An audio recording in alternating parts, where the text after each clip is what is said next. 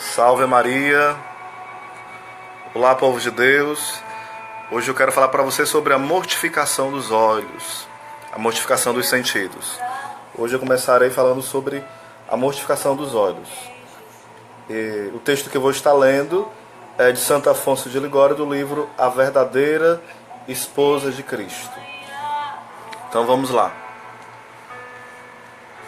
Da mortificação dos olhos. Quase todos os combates que as paixões dão ao nosso espírito têm origem nos olhos não bem guardados, porque é pela vista que se despertam mais em nós as paixões e as afeições desordenadas. Por isso, falando das paixões impuras, disse o santo Jó: fiz um pacto com os meus olhos de não pensar em mulheres, porque diz: de não pensai.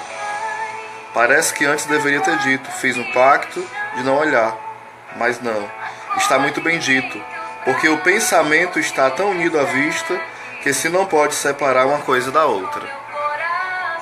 É por isso que o santo varão, querendo evitar todo mau pensamento, resolveu não se expor a uma vista perigosa. Eu sempre digo, né? Do primeiro olhar ninguém nunca escapa, mas do segundo nós podemos decidir.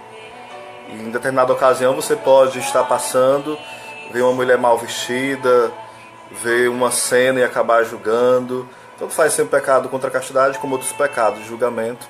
Você vê, aquele olhar você não escapa o primeiro, mas já o segundo, o terceiro, você decide se vai continuar olhando ou não. Às vezes, né, você vê tantos irmãos dirigindo moto, pilotando a moto ali, aí passa uma mulher bonita, mal vestida e faz... Só falta cair, derrubar às vezes quem está com ele. É triste isso, né?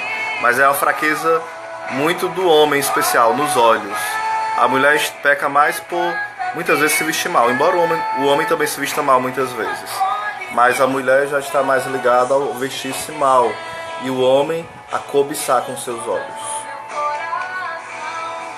Santo Agostinho diz: da vista nasce o pensamento, e do pensamento o desejo, e a este sucede o consentimento. Pois, como nota São Francisco de Sales, não se deseja o que se não vê. Eva não teria caído se não pusesse a ver o fruto proibido. Mas porque se demorou a mirá-lo, parecendo-lhe bom, belo à vista e delicioso. É por isso que o tomou e prevaricou, melhor dizendo.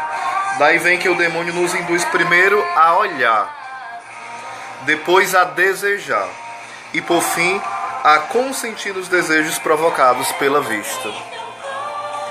Observa São Jerônimo que o demônio só tem necessidade dos nossos princípios. Basta que comecemos a abrir-lhe a porta, que ele se encarrega de escancará-la. Ou seja, é só dar uma brecha ao demônio que ele faz o resto. Não façamos isso. Uma vista advertida e demorada em uma pessoa de sexo diferente será para a alma uma centelha infernal que lhe causará ruína. É pelos olhos de São Bernardo que penetram os primeiros dardos que ferem as almas castas, e não raro as levam à morte.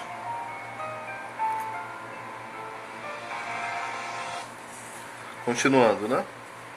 Os olhos foram a causa da queda de Davi, tão querido de Deus, e também causa da queda de Salomão, que tinha sido antes a pena do Espírito Santo, e a quantos outros não ocasionaram eles a perda. Feche, pois, os olhos quem não quiser lamentar-se um dia, como um profeta Jeremias. Meus olhos perderam a minha alma pelas afeições culpadas, que nela introduziram. Pelo que adverte São Gregório, os olhos devem refrear-se, do contrário, tornar-se-ão como croques ou ganchos do inferno, que à força arrastarão a alma e a violentarão a pecar quase sem vontade. E acrescenta: quem vê um objeto perigoso começa a querer o que antes não tinha desejo. É principalmente e precisamente a expressão da Sagrada Escritura, quando diz de Holofernes que à vista da beleza de Judite escravizou a sua alma. Sêneca dizia que a cegueira serve muito para guardar a inocência. Por isso, certo filósofo pagão, como refere Tertuliano, para se preservar da impureza, voluntariamente se arrancou os olhos e ficou cego. Claro que nós não vamos fazer isso, como esse homem fez, né? Esse filósofo, arrancar os olhos. Quando a Bíblia fala arrancar e jogar fora, é fugir das ocasiões de pecado e mortificar os olhos, né? Não fazer como esse homem que arrancou mesmo. A nós fiéis não é lícito, mas se quisermos conservar a castidade, é necessário que sejamos cegos por virtude. O que é ser cego por virtude? Não é arrancar os olhos como esse homem fez, mas se fazer cego diante de cenas imorais, da pornografia, de olhar fixo em alguém com desejo imoral, libidinoso, ou de julgamento, ou de condenação, ou de ira. Abstendo-se de fitar os objetos que nos podem despertar pensamentos impuros. Tal é o aviso que nos dá o Espírito Santo. Não olheis para a beleza de outro, porque daí nascem más imaginações que ateiam o fogo da concupiscência. É por isso que São Francisco de Sales dizia: aquele que não quer que os inimigos entrem na praça, deve ter as portas fechadas. Ou seja, eu posso achar alguém belo, sim, mas eu não posso ficar enfeitiçado, encantado com aquela beleza e me escravizando a ela. Claro que não. Para tal fim, os santos foram tão acautelados nos olhos, que pelo temor de que não se desmandassem a ver algum objeto perigoso, esforçaram-se para tê-los quase sempre fixos na terra. Ou seja, eles sempre mantinham os olhos baixos. Vários santos tinham esse olhar baixo, não como tristeza, não como falsa humildade, mas como cuidado, como preservar a sua visão. Uma vez perguntaram a São Domingos Sávio: por que você anda com os olhos baixos? Aí ele falou: para contemplar a pureza da Virgem Maria um dia no céu. Também Santo Afonso vai falar que Jesus, quando é relatado do Evangelho, fala que Jesus elevava o seu olhar para o céu, mostrando que Jesus sempre tinha um olhar baixo, um olhar modesto, um olhar puro, um olhar vigilante. E assim deve ser o nosso olhar. Não estou dizendo que você vai andar com a cabeça baixa direto, claro que não. Eu estou dizendo esse cuidado com o nosso olhar. Devemos ter esse cuidado máximo, porque esse olhar ele vai levar a nossa alma em direção ao céu ou em direção ao inferno, à perdição eterna. Baixar só um pouquinho aqui.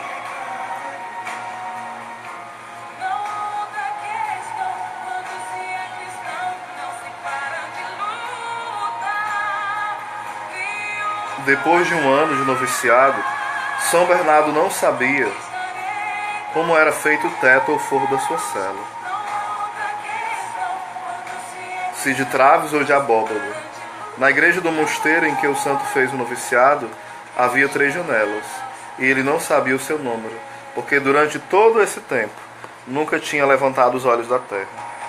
Tendo caminhado quase o dia inteiro à beira de um lago, perguntou depois aos companheiros que dele falavam onde o tinham visto, porque ele de fato não tinha observado.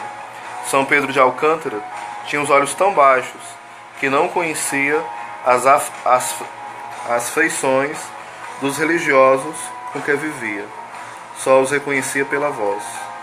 Mas os santos foram ainda muito mais acautelados no trato com as pessoas do outro sexo.